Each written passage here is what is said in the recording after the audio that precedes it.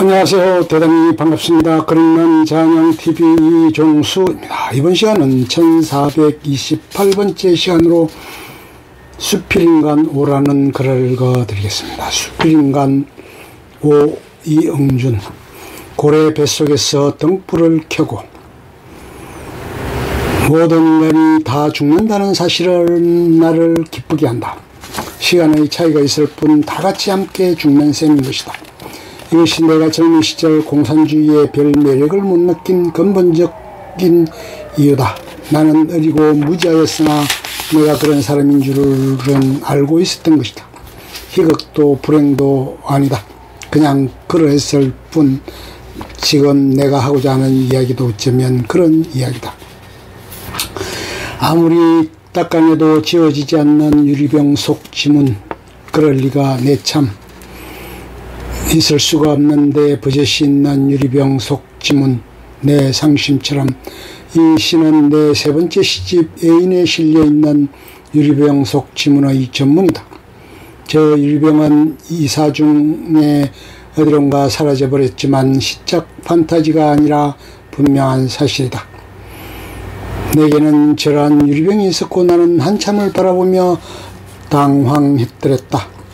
어떻게 유리병 속에 누군가의 지문이 있을 수 있는 것일까? 그것은 나의 지문일까? 인생은 너무 빠르게 흘러가 버렸다.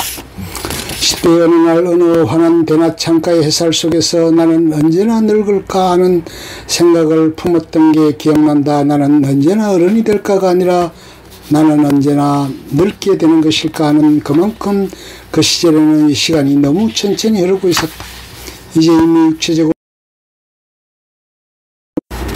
늙어버린 나는 나이를 먹어갈수록 가속도가 붙어가는 시간 속에서 정신이 혼미하다.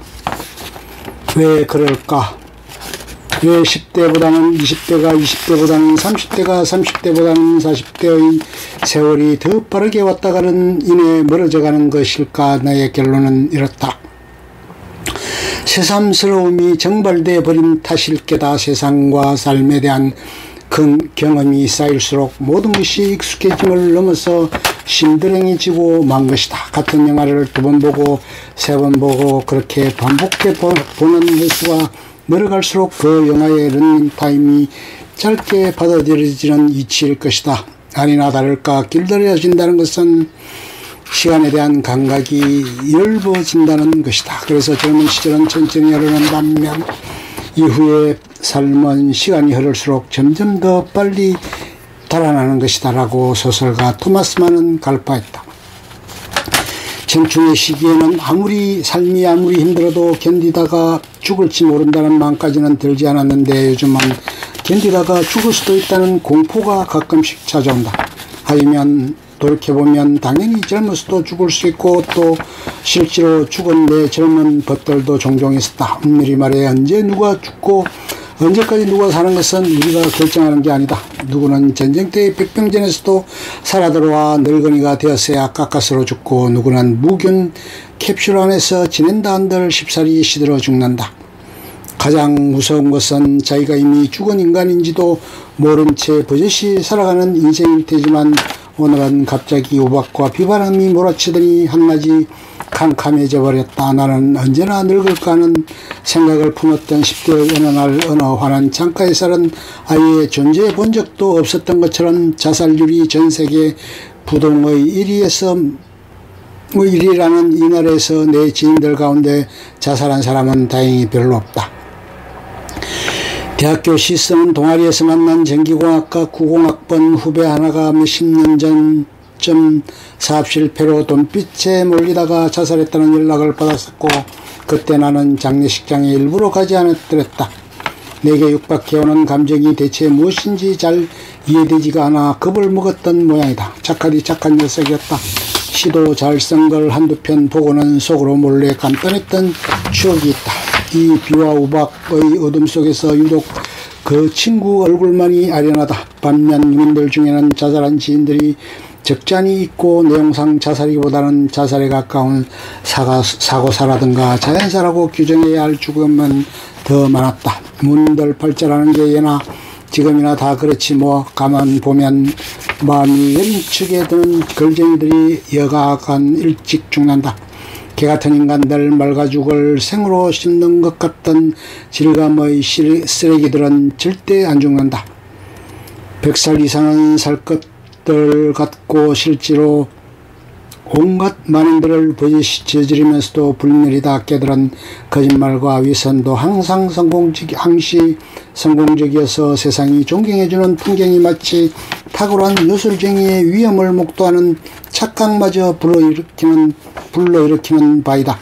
그들은 절망마저 코스튬 같다기보다는 애초에 절망 자체가 유전자에 없는 것 같다. 물론 부럽진 않다. 우박과 비바람의 나날 마음에 내려앉은 어둠이 무서운 세상이다. 내 인생이 허물어져 버렸다는 우울에 갇힐 적마다 어느 유명 가수를 애처로운 석간마냥 애써 산각한다. 나는 참혹한 구렁텅이 속에 빠져 허우적거리던 그를 단 한 번 스치듯 만나뜨렸다. 그는 피가 새까맣게 타버리고 상과 뼈와 영혼이 다 문드러져 있었다. 아무도 그를 견딜 수 없을 것 같아 보였다. 어려서부터 그의 음악을 사랑했고 존경해왔던 나 역시 마찬가지였다. 스치듯 만났으니 스치듯 헤어졌고 그 이후 그는 자신의 부모님이 나란히 누워 계신 무덤가로 가서 저 이제 그만 살래요 라고 말하고는 시계와 돈, 지갑 등의 수입품들을 거기에 두고 자살하러 산을 내려갔다고 한다. 그러던 그가 무슨 까닭에 쓰였을까 홀연 발걸음을 되돌려 다시 부모님 무덤 앞에 서서 다시 시작해볼게요. 다시 정상에 서볼게요 라고 혼잣말인지 약속인지를 내뱉고는 세상으로 돌아와 다시 시작했고 이었고는 다시금 정상에 선 지금의 그가 되었다. 삶이 중심을 잃고 한없이 지독하게 방황할 적에 그런 어둠을 이겨낸 타인의 이야기는 빛이 된다. 우리가 어둠을 이겨내야 하는 중요한 이유다. 누군가는 훗날 당신의 그러한 이야기를 전해 듣고는 스스로 자신의 목숨을 구할 수도 제기할 수도 있다. 한 사람이 어둠에서 빛으로 변한들 그가 세상 전부를 어둠에서 빛으로 변하게 할 수는 없다. 그러나 한 사람이 어둠에서 빛으로 변하면 그의 세상은 어둠에서 빛으로 변한다. 그리고 그 빛이 다른 어떤 일을 어둠에서 빛으로 변하게 만들고 나아가 세상의 많은 부분을 어둠에서 빛으로 변하게 만들 누군가를 호명할 수는 있다. 사람이란 신이 아닌 이상 인생의 어느 시기에든 우울하고 슬프고 방황하고 부진하고 낙오되고 추락하고 고독하고 아플 때가 있는 법이다. 그때도 떠나지 않고 지켜주는 것이 사랑이다. 힘들 때 옆에 있어주는 친구가 진짜 친구다. 모두가 손가락질할 적에도 단 한 사람만 편을 들어주면 그는 무너지지 않을 수 있다. 전쟁할 수 있다. 우리는 행복할 때 진짜 사랑과 우정을 만나기 어렵다. 삶의 아이러니고 이것이 바로 우리 각자가 불행을 경험하고 이겨내 볼만한 이유다. 일병 속의 지문처럼 세상은 도저히 있을 수 없는 일들을 저지르며 사람에게 상처를 준다 뿐인가. 누구든 역사에 등장하면 정도의 차이는 있겠지만 그가 아무리 옳은 일을 했다 손 치더라도 누군가에게 반드시 미움을 산다. 반면 개같은 인간들 말가죽을 생으로 씹는 것 같던 질감의 쓰레기들은 흑마술을 부리며 세상의 존경을 받을 정도가 아니라 오로지 미움만을 받을 악마조차 없다. 히틀러나 스탈린도 사랑해주는 인간들이 있다. 인간으로서 인간을 가장 많이 죽인 마오쩌둥도 추앙해주는 인간들이 있다. 캄보디아에서 킬링 필드를 연출한 폴포트를 옹호하는 부류들도 없을 것 같지만 분명히 존재한다. 인간의 마음 안에는 공정함이 들어있는 게 아니라 자기가 좋아하고 싶고 싫어하는 것들이 들어있기 때문이다. 이것은 그러한 인간들이 되어 대중이 되어 갈수록 더 빛으로 선명해진다. 세상에 공정함이란 엄밀한 의미에서는 없애려고 없는 게 아니라 가능하지가 않다. 어찌 보면 그저 선택과 결정이 있을 뿐이다. 역사가 특히 그러하고 역사 속에 등장해버린 인간이 더더욱 그러하다 하여 역사 앞에서 우리는 어쨌든 선택하고 결정해야만 하는 것이다. 역사 속에서 행동하려는 이는 지구인 절반쯤에게는 미움을 받아도 좋다는 각오가 있어야 하는 것이다. 물론 이는 세상이 불공정한 만큼 공정한 태도가 아니다. 그러나 이 사안에 있어서만큼은 옳은 태도다.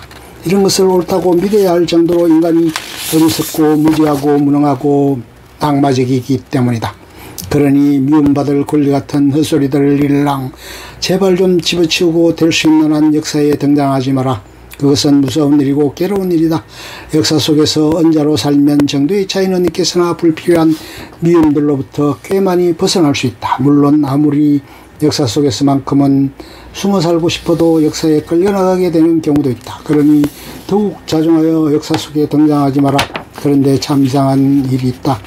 이름에도 불구하고 무슨 자신감이 그렇게들 많아서인지 역사 속에 등장해 막춤을 추고 싶어서 안달이 인간들은 세상은 우럭을 불타오른다. 삶의 절정과 정상에 있다가 추락하는 인간들의 이야기 그 소음으로 세상은 가득하다. 그들은 그것이 진정한 삶의 절정과 정상이 아니라는 점을 몰랐던 것이다. 지혜로운 자는 애초에 삶의 절정과 정상을 만들지 않는다. 자신 안의 고요가 삶의 진정한 절정과 정상이기 때문이다. 짐 크러치의 타임이나 보틀이 잔잔히 깔린다. 만약 시간을 병 속에 담아둘 수 있다면 내가 가장 먼저 하고 싶은 일은 영원히 지나도록 그 모든 시간을 담아서 당신과 함께 나누는 겁니다. 1973년 9월 20일 짐 크러치가 탄 비행기가 루이지애나에서 텍사스로 향하는 도중 서서히 추락하고 있다. 아름다운 사랑의 시간을 유리병 안에 담아 간직하고 싶다는 이 노랫말의 이야기를 나는 내 장편소설 내 연애의 모든 것에서 중요한 모티브로 사용하였더랬다. 그러나 또한 이런 생각도 해본다. 풀리지 않는 수수께끼 같은 지문이 묻어있는 유리병 속의 인생의 어느 한 시기만을 밀봉하는 것이 가능하건 가능하지 않건 간에 과연 그것은 바람직하고 지혜로운 소원인가? 사인작가 앙리 까르띠에 브레송은 평생 삶의 결정적 순간을 찍으려 발버둥 쳐서나 삶의 모든 순간이 결정적 순간이었다고 고백했다. 희망이란 무엇일까? 대홍수가 그치자 노아는 방주의 창을 열고 한 마리 비둘기를 날려보냈다. 얼마 뒤 비둘기는 발붙일 곳을 찾지 못한 채 노아에게로 돌아왔다. 온 땅은 아직도 물에 잠겨 있었던 것이다. 이래를 기다린 노아는 다시 그 비둘기를 방주에서 내보냈다. 저녁 무렵 되돌아온 비둘기는 싱싱한 올리브 잎을 부리에 물고 있었다. 이로써 노아는 물이 빠지고 있음을 알게 되었다. 노아는 이래를 더 기다려 그 비둘기를 또 날려보냈다. 그러자 비둘기는 아무리 기다려도 노아에게로 되돌아오지 않았다. 아마도 희망이란 그런 식으로 우리에게 다가올 것이다. 유리병은 입자 까닭 모를 상처가 안쪽에 묻어있는 유리병도 행복의 시간을 담아놓을 유리병도 말짱 다 거짓이다. 분명히 중요하다고 한들 다 거짓이다. 모름지기 사람은 기쁘게 살아야 한다는 천진난만하지만 무책임한 권유에 나는 절대 동의할 수 없다. 사람이 슬프게 살아야 하는 것은 아니지만 사람의 마음에는 슬픔이 있어야 한다. 슬픔이 있어야 내 안에 있는 모든 것들과 내 밖에 있는 모든 것들을 바라볼 수 있기 때문이다. 기쁨은 바라보는 눈을 읽게 만든다. 고통은 인도말로 뚜카인데 이는 우리가 평소에 생각하는 그 고통이 아니라 불완전함을 의미한다. 해탈이라는 것은 고통을 없앴다는 것이기보다는 고통을 이해해버리는 것에서 온다.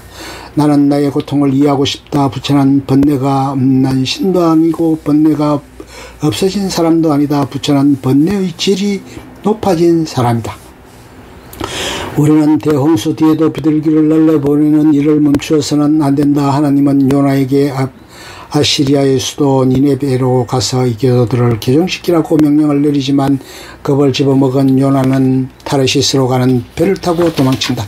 하나님은 큰 폭풍을 일으켰고 제비꽃 뽑기 끝에 뱃사공들에게 주님을 피하는 중이라는 사실을 고백한 요나는 자신을 바다에 던져버리라고 말한다. 뱃사공들은 부디 사란지를 적용하지 말아달라 하나님에게 부르짖으며 요나를 바다로 내던졌다. 성난 바다는 이미 잔잔해졌고 하나님은 고래로 하여금 요나를 삼키게 했다. 요나가 고래 뱃속에서 감사와 구원의 기도를 하자 이었고 고래는 요나를 육지로 내뱉었다.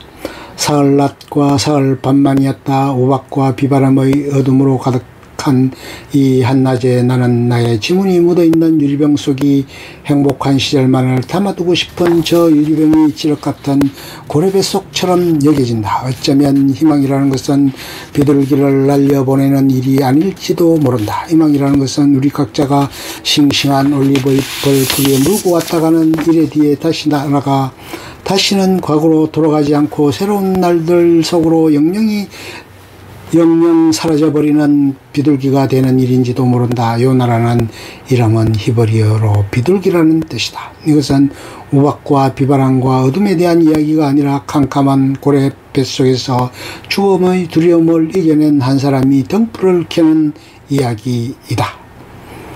끝. 좋으면 좋아요, 구독, 알림 설정 눌러주세요. 감사합니다.